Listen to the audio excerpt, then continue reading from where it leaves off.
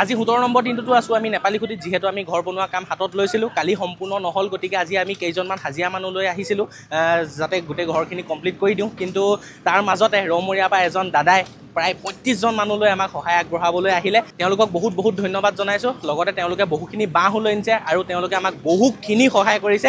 আপোনালোকে চাওক এবাৰ। যিহেতু ইয়াত বহুখিনি পলহ, আমি যিকেইটা ঘৰ বনাই আছোঁ তালৈ যাবলৈ ৰাস্তাও নাই, অহা যোৱা কৰিবলৈ কোনো ধৰণৰ ৰাস্তা নাই। গতিকে আমি JCBখন লগাই অকণমান ৰাস্তাটো উলিয়াবলৈ অকণমান চেষ্টা কৰা হৈছে। আপোনালোকে চাওক এবাৰ, JCBয়ে কাম লাগি আছে। চাওক কিমান পলহ সোমাই আছে, JCBয়ে সোমাই গৈছে ইয়াত। কি ওলাইছে ইয়াৰ পৰা, এখন চাইকেল ওলাইছে আৰু বহুত কিবা কিবি ভিতৰত থকা সকলোখিনি ধ্বংস হৈ গৈছে বস্তু। তো আজি এইকেইজন দাদাই আহিছে চাবুৱা ৰৌমৰীয়াৰ পৰা, যথেষ্টখিনি আমাক হেল্প কৰি দিছে। প্ৰায় 35জনমান মানুহ আহিছে। আৰু আপোনালোকে কওক কিবা এটা।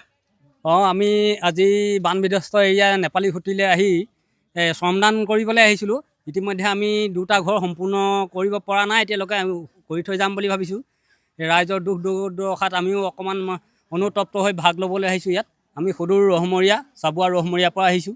পোনপ্ৰথমে মই তোমালোক সকলোকে ধন্যবাদ জ্ঞাপন কৰিছোঁ। আৰু এইকাৰণে ধন্যবাদ জ্ঞাপন কৰিছোঁ, আমি কিন্তু আজিহে আহিছোঁ। আগত আহিছোঁ যদিও বেলেগ জেগাত আহিছোঁ।